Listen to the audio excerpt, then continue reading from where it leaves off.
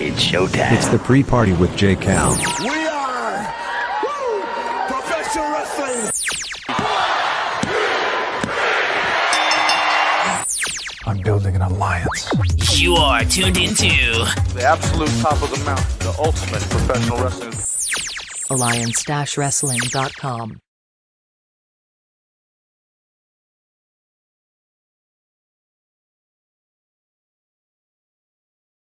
Well. This is the pre-party. My name is J. Cal, and you are tuned in to the pre-party, a presentation of Alliance-wrestling.com, your number one source for news and information for the National Wrestling Alliance. As previously mentioned, my name is J. Cal, and tonight the National Wrestling Alliance presents a best of episode of its award-winning. Has it won any awards?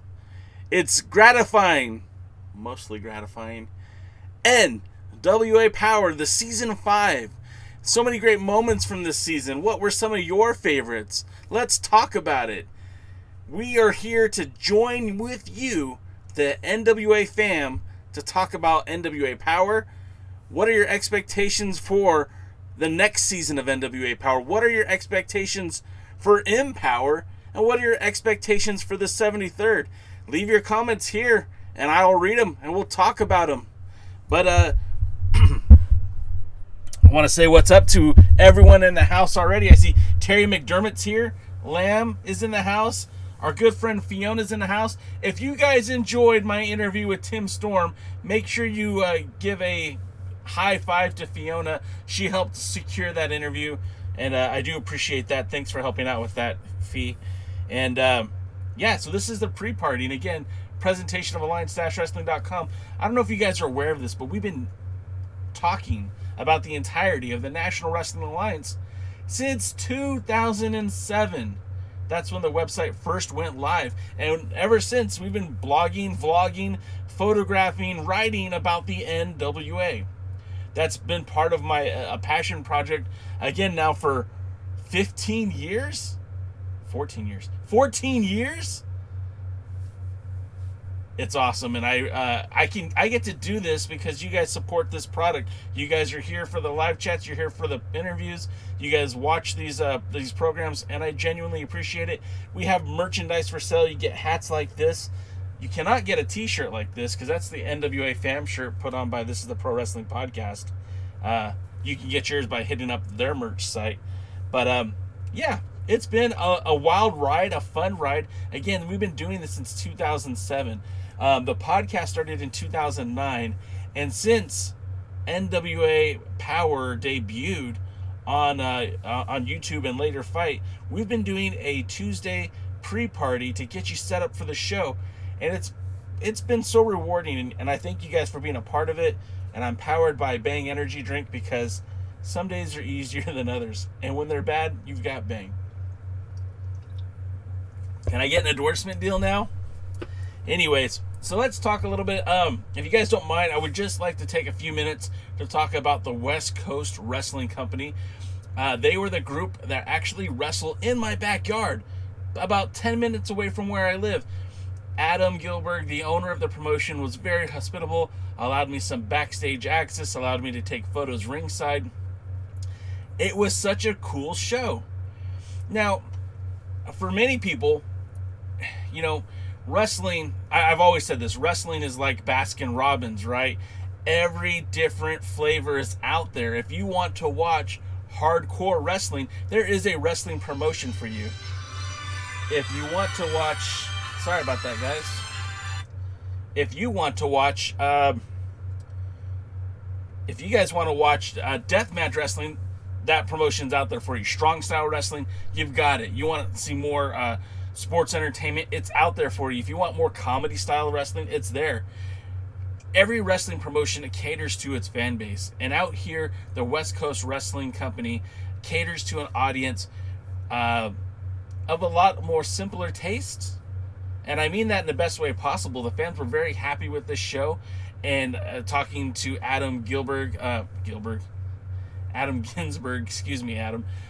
about this show, he had mentioned, like, you know, that he takes some ideals from, like, kind of like the Mid-South days, you know, the old UWF territory, and you can see it shows. He does offer a wide variety of talent on his shows.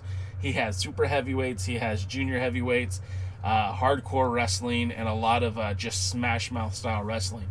One of my favorite wrestlers that was there over the weekend was Brandon Gatson.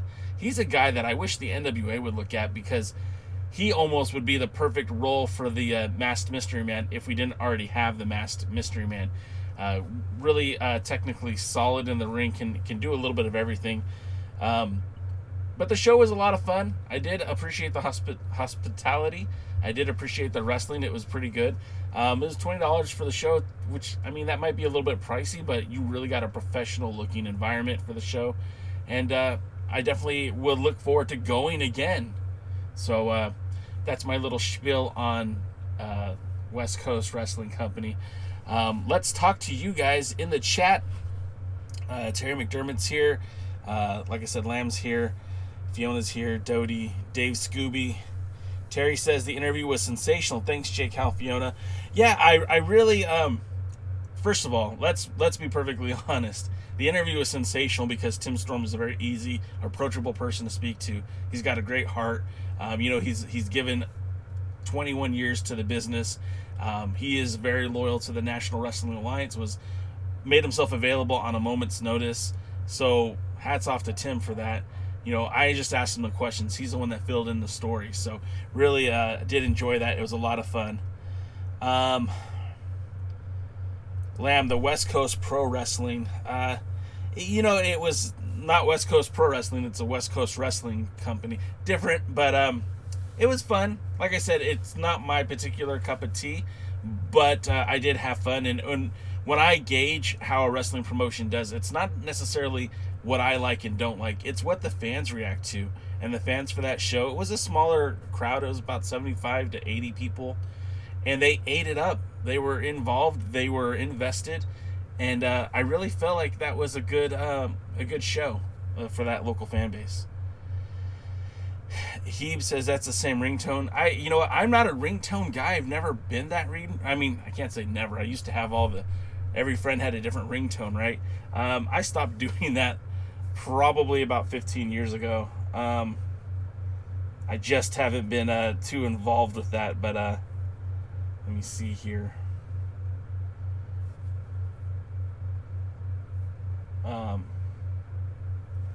So anyways, yeah, so it was a good show. So tonight we get this episode of POWERRR, which is going to be a best of. And I mean, I think the real thing we should take consideration on all of this is that we did get a full-on pay-per-view. What am I saying? Wake up, Jason. We got a full episode of NWA POWERRR that they released on YouTube. Now, I think if it would have been me, if I was running the show, I would have reserved that for the folks on Fight TV because we pay for that monthly subscription of $5. However, they did fulfill their obligation. We got more episodes of POWERRR in Season 5 than we did in Season 4. And I really think we should celebrate that we were receiving an abundance of content from the NWA. If you're paying for the $5 subscription for the Fight TV program, then you're getting your money's worth for sure. They're delivering what they promised. And then if you're a fan of YouTube, the way that they've been utilizing the channel, not only with the race for the Chase documentary style show that they've been putting on, but then the post show with Gary where they're setting talent, not just Gary, but Doc Stinson and my good friend, hey, it's Will. They bring in someone to interview. I think that's been really quality content that they've been producing. And then some of the stuff from the past that they've been releasing. I haven't seen them do that in a while, but I think they should. I think that's good quality content. I think it's good for the fan base. And again, as we approach 2 back-to-back pay-per-views, we know that they sold out the 73rd. There's only a few more tickets remaining for the Empower pay-per-view, and I think it's pretty cool. I think this is the NWA is definitely hitting their stride, and I think as fans we all are going to be very happy with how this continues to play out, how it continues to develop. The poll question I'm going to ask the group chat here. If you're on YouTube, you can vote on it. If you're on Twitch, just type your answers in the comments below. But did you order the combo pay-per-view? And that's what I'm asking the community. I'd love to hear your guys' answers. Going to some of the chat. Heeb says the same ringtone. Yeah, like I said, gives me nightmares. Lamb says today they take a look back at the card and how they got there. What can we expect today? I think more of the same. This is just going to be basically like a power surge without giving it that name of the power surge. I think they're just going to recap and take us to, or you kind of remind us of the angles that they were building before the championship series. It was brought to my attention that the tag team, we're going to see La Rebellion versus Kratos and Stevens at the pay-per-view. And if you only look at the last few weeks of television, there's been little to no build, but they were actually building that up prior to the Champion Series. So I think they're going to do a little bit more of that to kind of get it all ready to go. And did my poll make it? I don't see it on here. Oh. I don't guess it is. Anyways, that's all right.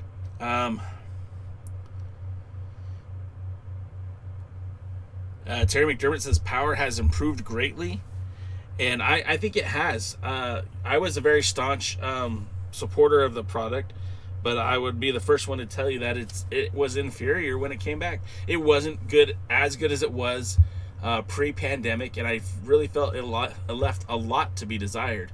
But as the show has been progressing, the booking is starting to be a little bit more coherent, in my opinion. I feel like we're getting a better utilization of the roster. I still feel like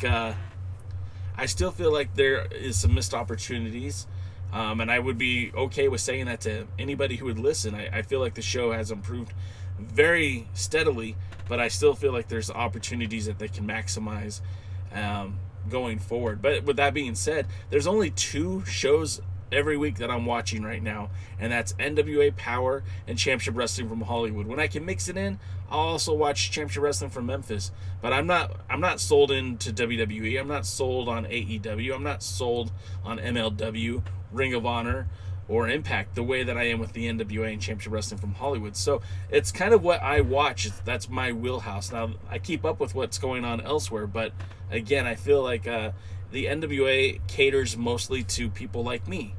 I don't know, maybe I'm not the fan base, but I'm a 43-year-old man who has been watching wrestling most of his life. So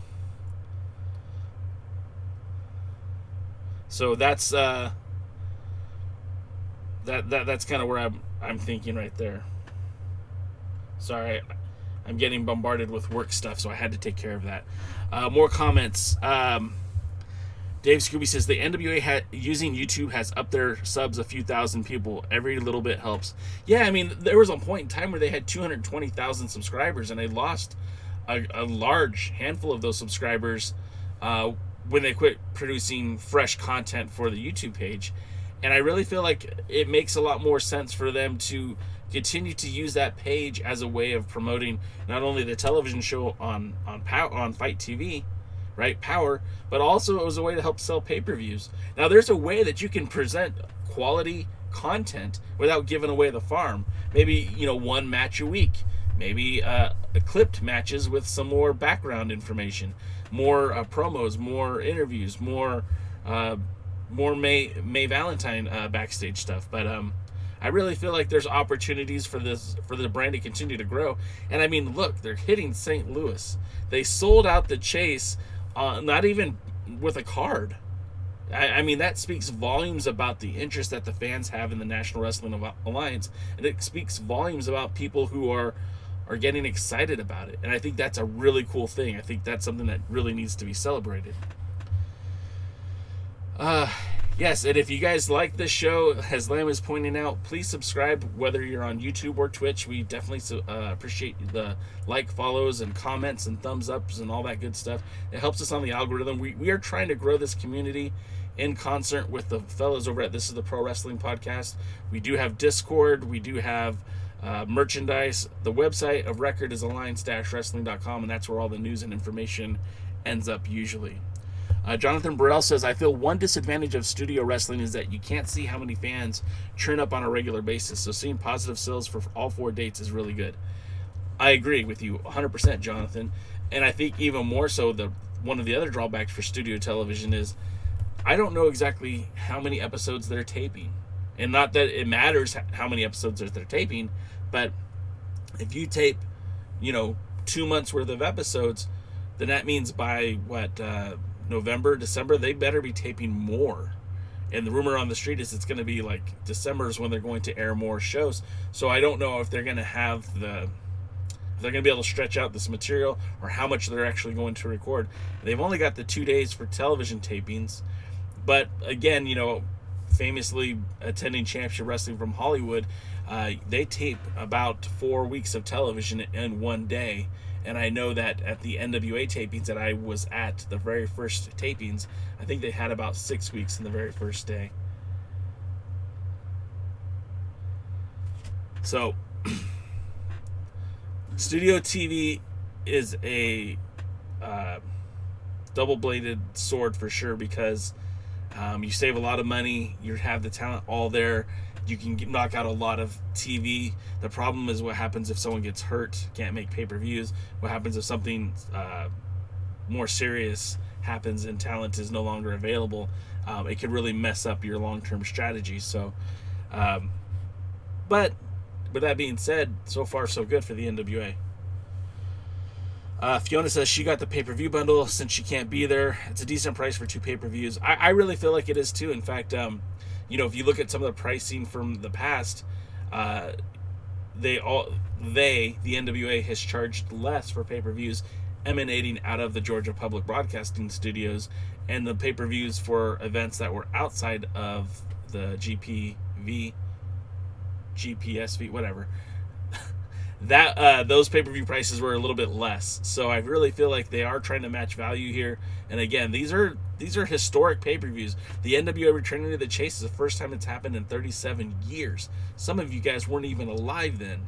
Some of you were, but but some of you were definitely not. You don't remember the heyday of the Chase. And we're talking to Tim Storm yesterday. Again, that interview is available on our Twitch feed, but it's also available on our podcasting, audio podcasting, Amazon, Spotify, Google, Apple, all that good stuff. He said, he read to me a quote that he saw, so I'm going to paraphrase what he said. Something like, true greatness in wrestling goes through the Chase. So you weren't considered a great wrestler unless you wrestled at the Chase. And I remember famously, Ric Flair had been there. Dusty Rhodes won the NWA World Heavyweight Championship there.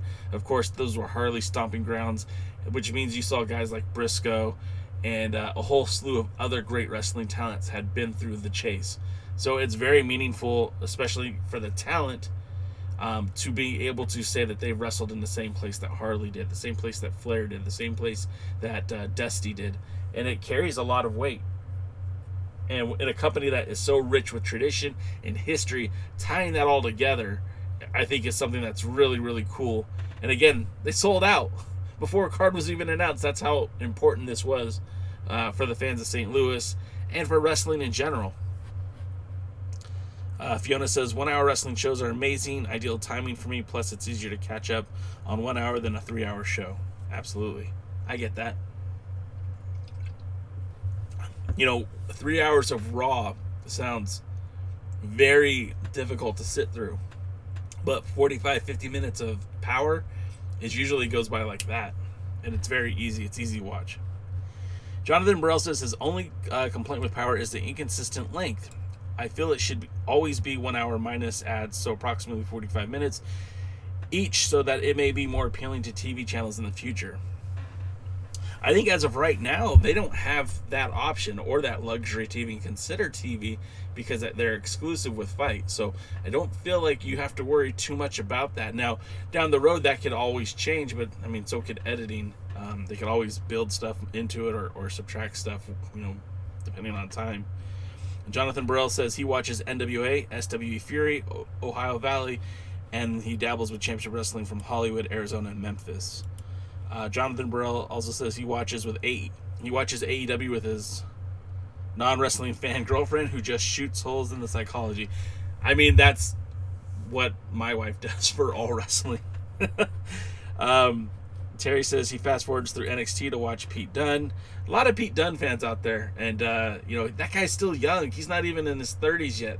He could be, one of these guys we put on the same status as like a Daniel Bryan or CM Punk. He's so young and already has done so much. Lamb says, don't forget the 2 to 5 minute Austin Idol Wrestling School commercials. I mean, that's really the selling point of Power, if you ask me. Doty says it's funny enough that Harley, Dusty, and Rick wrestled in different places at the Chase because during the era at the Chase tapings, it moved from the ballroom to the studio, but still in the same building. Yeah, I mean, it's still so iconic just to be in that same venue. I mean, just a couple of weeks ago, New Japan Pro Wrestling of America held a pay-per-view at the Los Angeles, what is it called? Coliseum. It wasn't actually within the Coliseum with hundreds of thousands of fans. It was at the actual where they have the torch, the signage. And those photos from that event look so amazing, and the backdrop is so, pardon my words, but it's very beautiful, and it blends like this iconic Los Angeles tradition of that torch being not the torch itself, but the background that was designed for the '84 Olympics, and to have it coincide with this wrestling that they lit it up nicely. It was a nice red light on the background. It just looks so unique and so beautiful. The cinematography of pro wrestling, I know that's not something we usually talk about on this show, but it made it look so good. And sometimes I've gone to wrestling shows where you'd be somewhere kind of unique, like a brewery. So behind you, you'd see like just brewing material. You'd see like the big wood barrels and just all the machinery used to make beer, and it's just such a unique and interesting backdrop for pro wrestling. And even famously, back in 2019, Championship Wrestling from Hollywood did a Latin American Heritage Day in downtown Los Angeles by the Grauman Theater, and literally did lucha libre style wrestling right there on Sunset Boulevard. So it looked pretty awesome. I regretfully didn't make that show, but that looked pretty awesome. And it just adds something to me for wrestling, just to give you something else to look at. But getting back to the historic part of the Chase, just to say that you wrestled there, it just carries so much meaning. And then Doty says, this is the very first time that Ric Flair comes to the, I'm not going to even try to pronounce that, Coruscant Ballroom where Luthez and Pat O'Connor generation wrestled. Yeah, but it's still like one more story.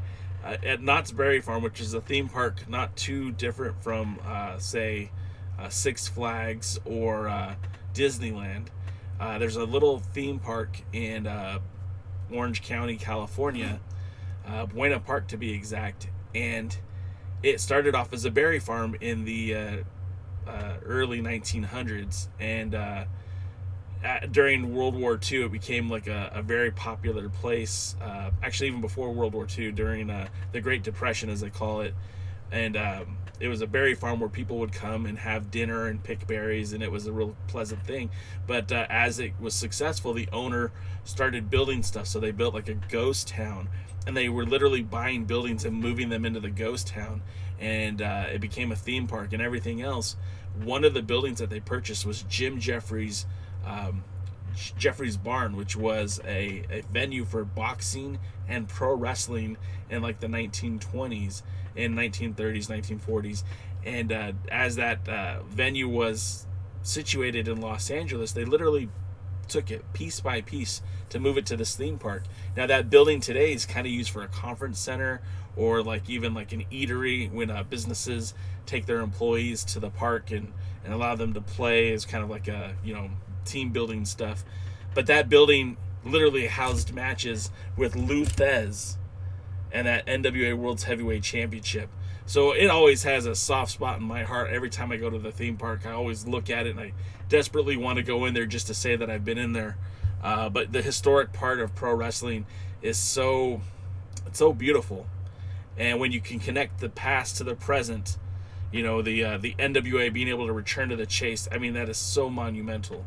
It is so beautiful in a historic point, because you're seeing that 10 pounds of gold return to a place that it made famous. And I think that's really, really beautiful. Okay. Heeb says that Pete Dunne might be a free agent right now. That would be interesting to see where he would land. I mean, look, I'm not going to get into multiple wrestling promotions. I know CM Punk made his debut in AEW, and it, from what I've seen and what I've heard from people I respect, sound like one of the best debuts for any wrestler ever. So, I mean, it would be pretty cool to see Pete Dunne show up somewhere. Of course, we'd all like to see these guys all show up in the NWA, but let's be honest, the NWA just isn't there. They're just not that big of a primetime player yet where they can, command the kind of money that it would take to sign like a Pete Dunne or a Daniel Bryan or, whoever's available out there on the independent circuit.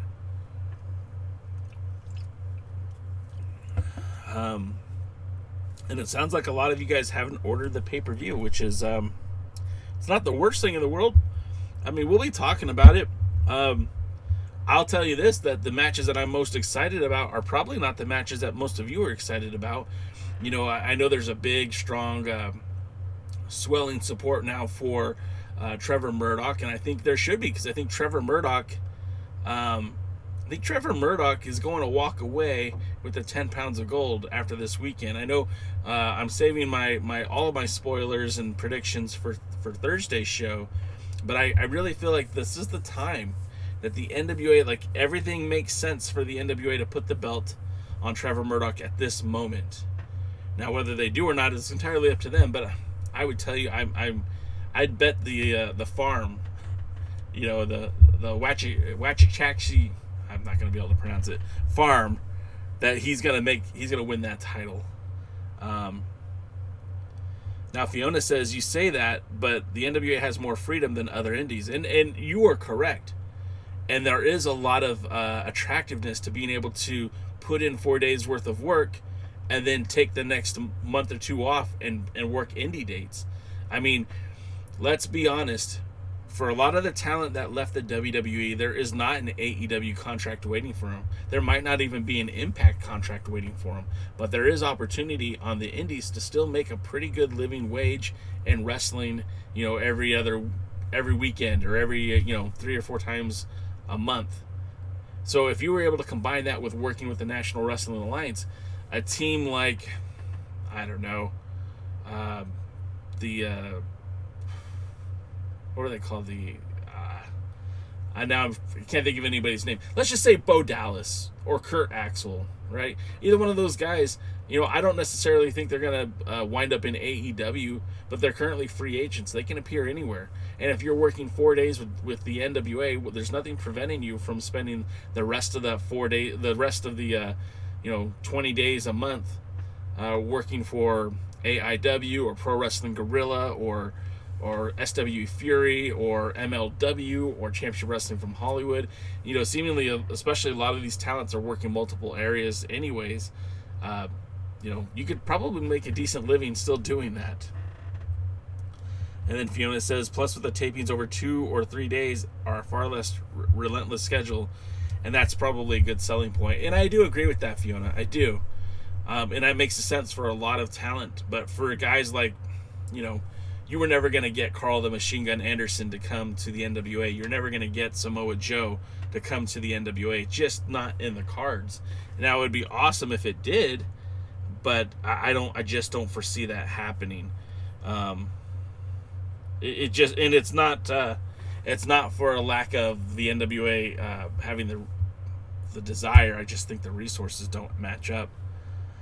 And then Lamb says this luxury of working TV taping and then indies basically Impact, Ring of Honor, MLW does the same. Exactly.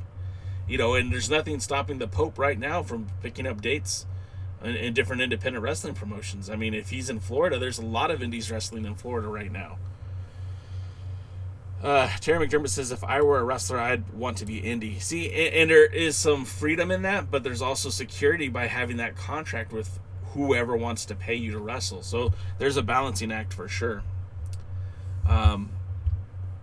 I do want to say thanks to everyone for giving us the thumbs up. If you do enjoy this program, we're here every Tuesday, the pre-party, and we're talking the NWA Power, which, it'll be interesting because with the pay-per-views happening this week and the TV filming on both Monday and Tuesday, they're going to have to rush to get out a product for the following Monday's Tuesday's episode of Power. But one of the cool things that we've noticed over the times of these pay-per-views is that after each pay-per-view, there's new faces on the roster. We're going to see some different faces. Like, Chris Adonis was advertised for Back for the Attack, but then he became a regular person on the roster. After we also saw the additions of The End after Back for the Attack. And then when our shadows fall, we saw the introduction of La Rebellion. Now, we didn't see a lot of La Rebellion because of the Champion Series, but we saw that additional tag team. We saw the return of Hawk Ari. So it'll be interesting to see how this goes and how this will continue to grow and which talents will be available. I mean, we also had JTG after When Our Shadows Fall. So perhaps maybe we'll see some new faces. And there's a lot of 90-day contracts that have now expired. There's a lot of talent that will be able to work these TV tapings both Monday and Tuesday. And that's if they're not even shooting stuff all through the pay-per-views too. I mean, once you get that ring set up, there's nothing stopping you from recording promos or recording matches or whatever it is. Now, Doty brings up an interesting point and says, we may not see Samoa Joe in the NWA, but can we see Damian Wayne and Chance Prophet return to the NWA? And my first answer is no. And it's not because these guys are bad, it's just they're not on Billy Corgan's radar.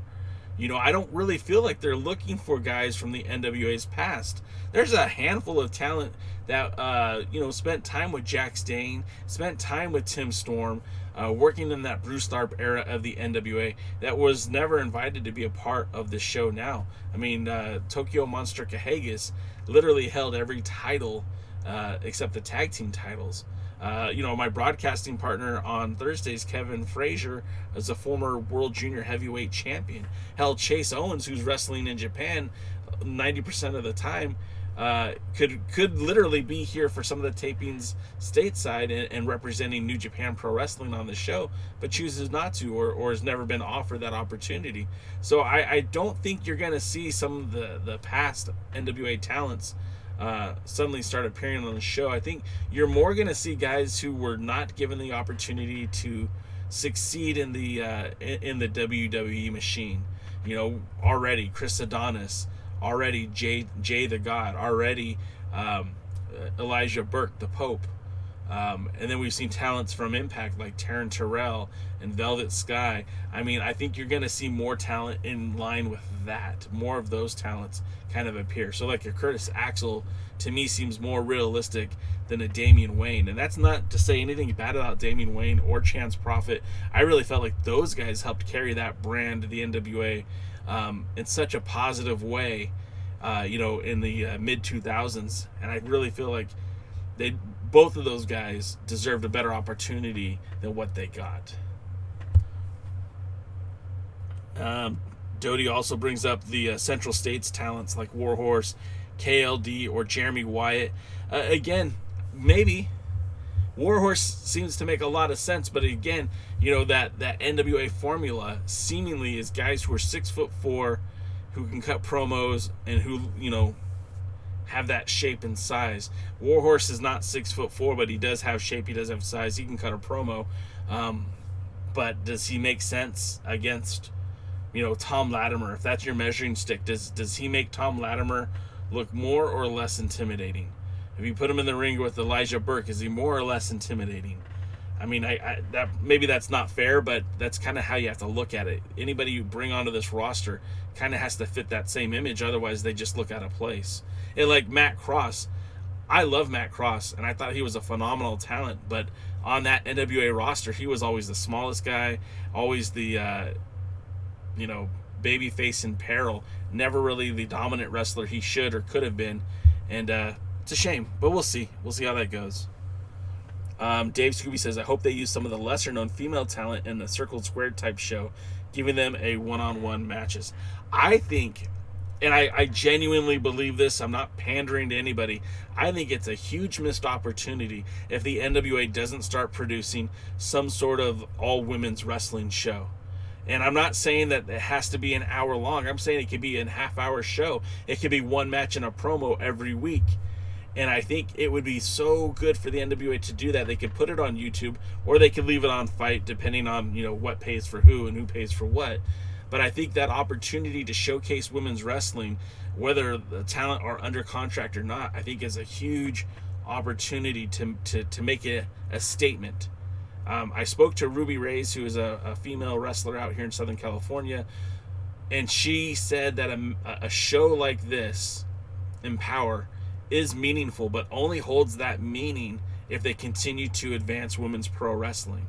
We had locally out here in Southern California, we had Sabotage, which were at the time was promoting women's wrestling. We had at the time Joshi wrestling promotion, Wrestling Stardom, here in the States, but they only did 2 or 3 shows. So the momentum that you would have from having this all women's wrestling event slowly squanders and disappears because it's not something that's consistently done. An annual pay-per-view is awesome, but I think it'd be a hell of a lot more of a statement if they started producing their own women's wrestling show. And I know there's objections out there, and it's not easy, but I mean, really, the NWA is leveraged to do this, maybe better than anyone else. The talent relationships that they have with Mission Pro Wrestling, the fact that they've been able to contact and land a lot of these women talents through Mickie James. I mean, look at some of the women who are appearing on the pay-per-view. Chelsea Green, Kiera Hogan, Debbie Malenko. There's a long laundry list of women who weren't previously associated with the National Wrestling Alliance who are now showing up, right? And we're putting a spotlight on all these women talents. I think this is great for women's wrestling. But again, if it's not consistent, then it's just a one-off pay-per-view or an annual pay-per-view. It doesn't carry the same weight or as a statement as putting on a weekly women's wrestling show. Okay, let's see some more comments. Jonathan Burrell says, I wonder if Punk and Danielson might put some off-signing with let me read that again. I wonder if Punk and Danielson might put some off-signing with AEW, as you might just become one of the guys as working the indies and NWA, etc., enable you to become more of a name, like James Gibson in Ring of Honor. Yeah, I mean, look, I think Danielson is in a place where he doesn't necessarily need a big contract to go back to wrestling. And I would assume, I don't know anything. I don't know Brian Danielson, but I would assume that he wants to wrestle. I would assume that he wants to take dates in Japan. I'm assuming he wants to appear everywhere.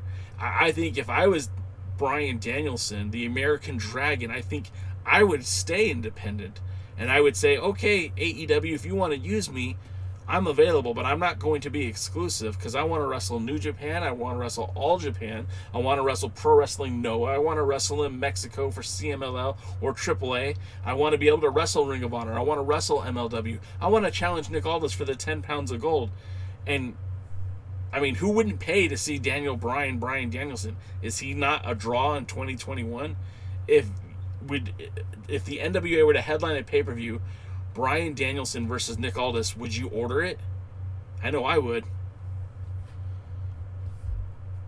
Lamb says, we need more ex-WWE guys in the NWA because we don't get enough of them, right? I don't know that it's not necessarily needing more of them, but there's a lot of talented guys who never got their just due. And somebody like Elijah Burke, who, let's face it, when he came into the NWA, it looked like he was going to be a manager, maybe even a broadcaster. That's what he was doing towards the end of his time in Impact, was broadcasting. And they brought him in, and he was such a breath of fresh air. If you could bring another Elijah Burke to the NWA, I say you do it. And I'm not saying that everyone is charismatic, talented, or good as Elijah Burke, but I'm saying there are guys available. JTG, we haven't really seen what he can do yet. He had that great match against the Pope. He was part of the national title tournament. Really haven't seen him excel yet. What can he bring to the table? I think there's a lot of good things he could bring to the table. And hopefully James Storm comes back. I kind of hope he's a regular on the roster. I really think the NWA could benefit from a returning James Storm. And Fiona says, Matt Cross, he's stupidly good. I remember watching Matt Cross team with Josh Prohibition as Euthanasia, and that tag team was so good. But Matt Cross, even as a young man, would go and do that shooting star press, lose his footing, and end up getting himself on the turnbuckle.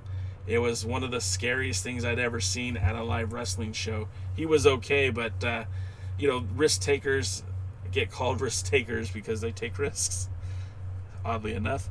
Dave Scooby says that telling Fiona that Cross had a great match at the last MLW tapings in Philly.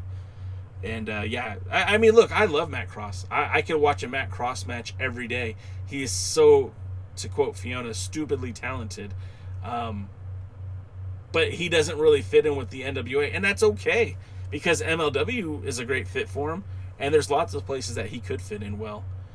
Terry McDermott says the NWA needs to start finding their own talent.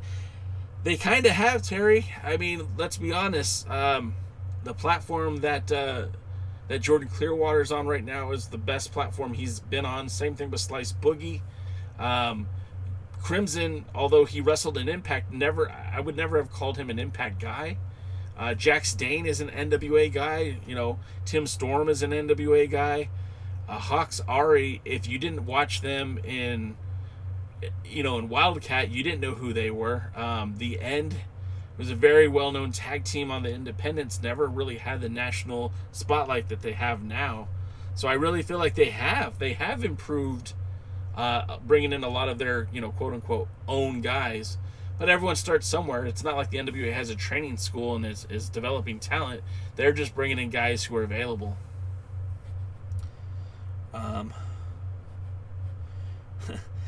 Dodie seconds the too many ex-WWE guys, so that's fair. I mean, look, everyone's entitled to their opinion. Fiona says her second favorite Storm. My second favorite Storm too, but I think he would bring something to the table. Dodie wants Stephen Bonner. I wasn't entirely impressed with him. He wasn't bad. I feel like that match wasn't really indicative of how good he is.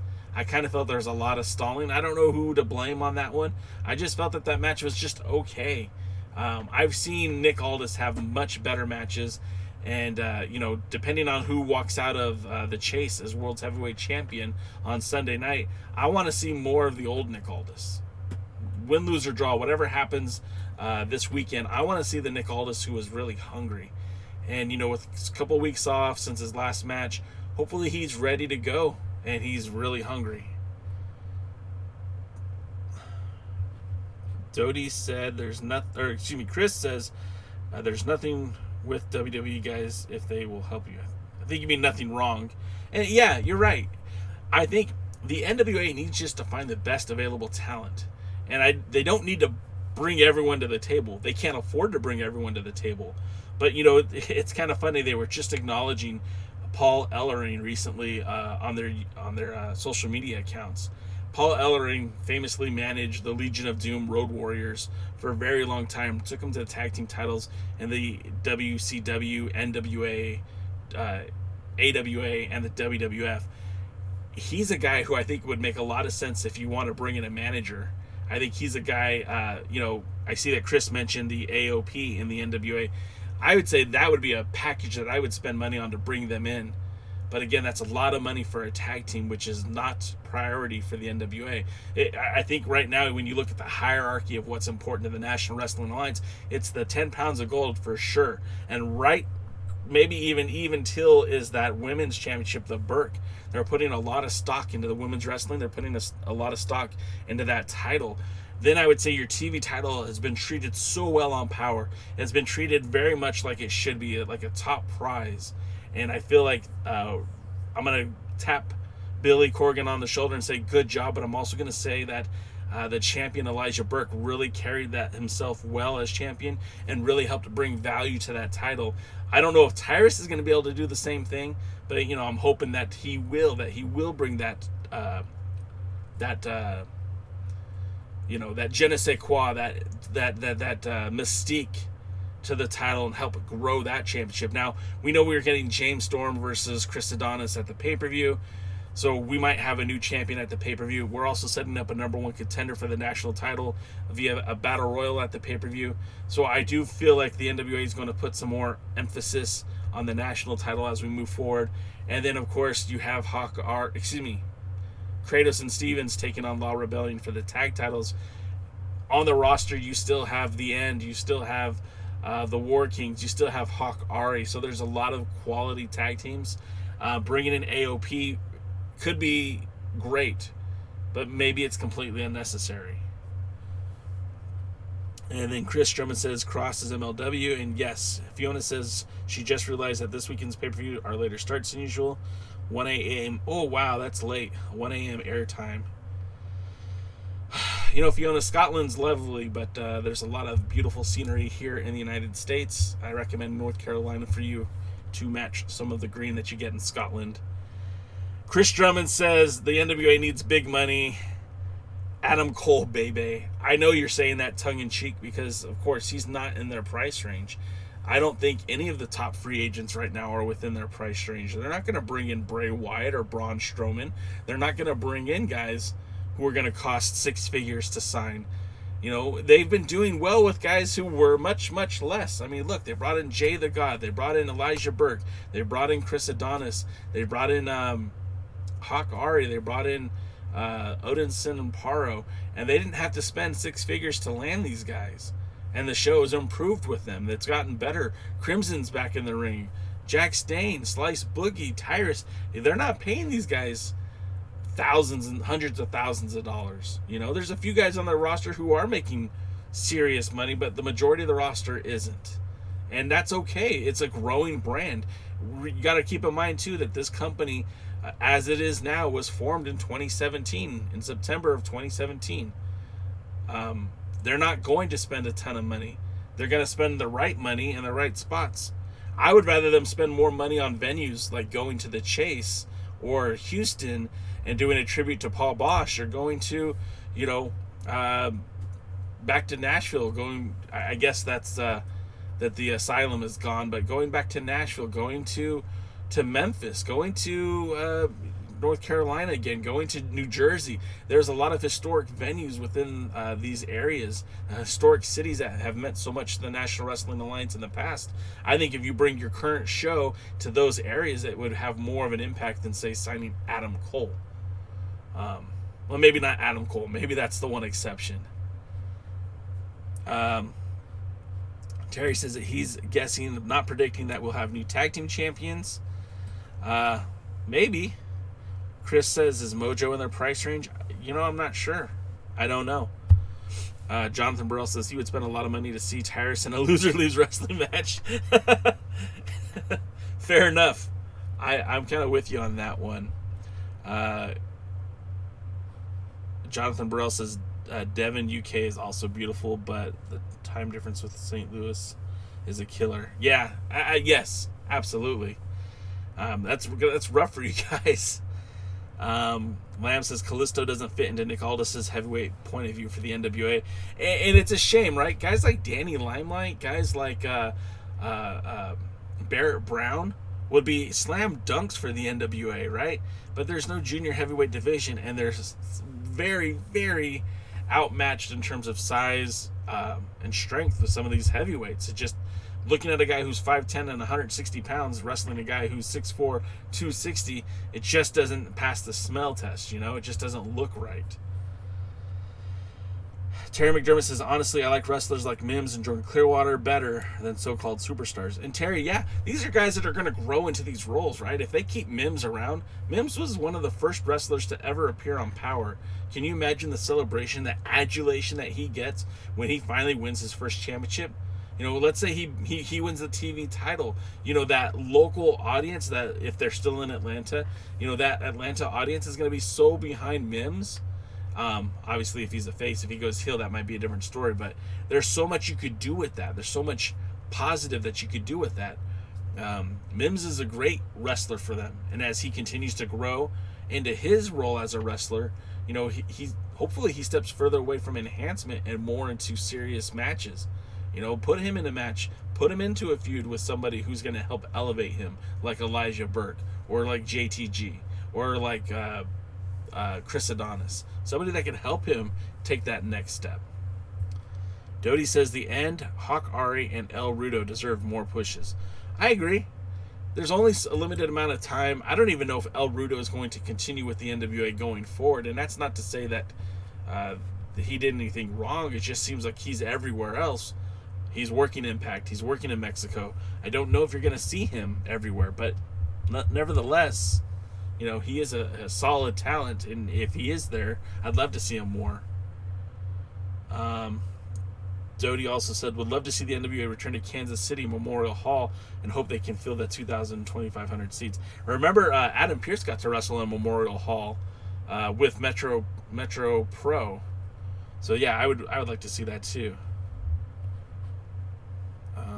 Thank you for stopping by, NWA Gold. I appreciate you, brother. Doty says back in the day, he was very enthusiastic with the End, Hakari, and El Rudo.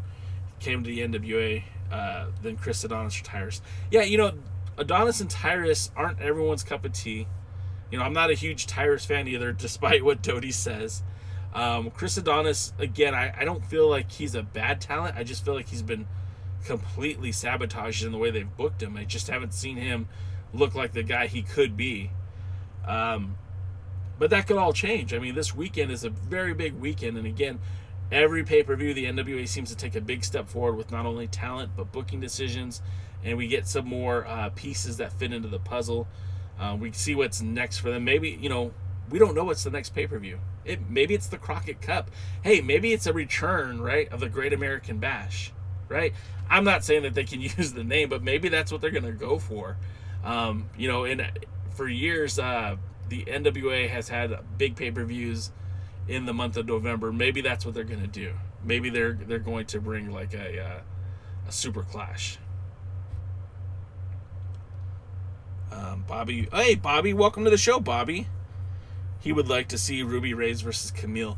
Bobby, the closest thing we got to that was on Primetime Live. We saw Lindsay Snow and Ruby Reyes go back and forth, and neither woman had any give.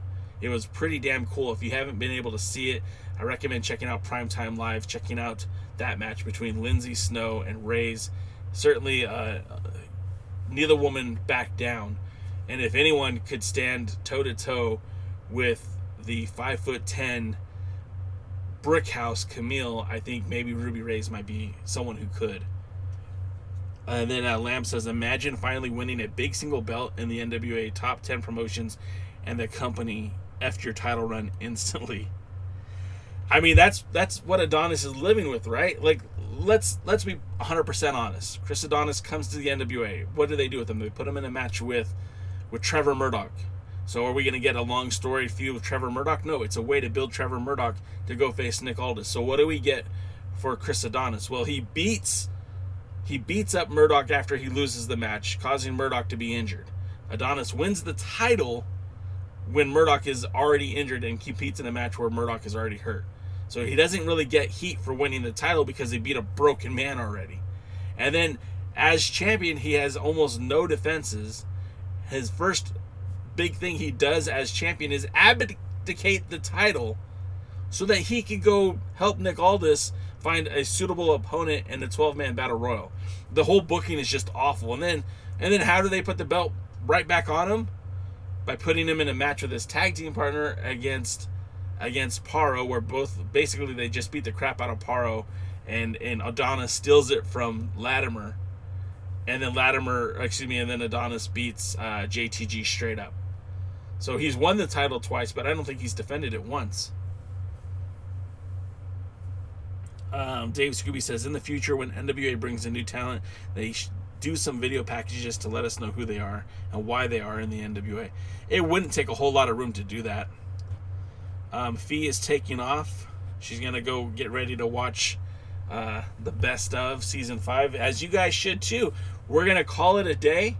I do appreciate you guys being here, being a part of the show, being here with your pal J Cal talking NWA.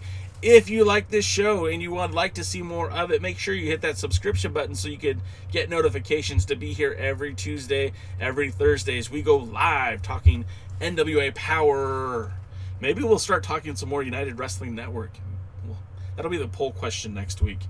But if you do like the show, again, it's cool for you to subscribe.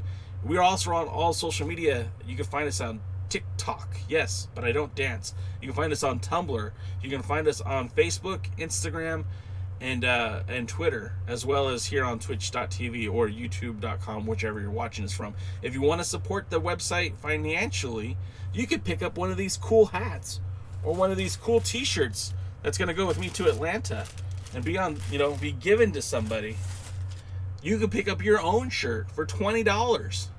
And be a part of this hashtag NWA fam. Now, you don't have to spend a single dollar to be part of this family. Just keep showing up here for the live shows and being a part of this community, and that's all it takes. Whew, I'm out of breath. So we'll wrap it up here, guys. Again, we'll be back on Thursday night. We're talking NWA. You'll hear the predictions from DKM, former junior heavyweight champion Kevin Frazier, and myself. But until next time, we'll see you at the matches. Have a good night. Let's go watch POWERRR.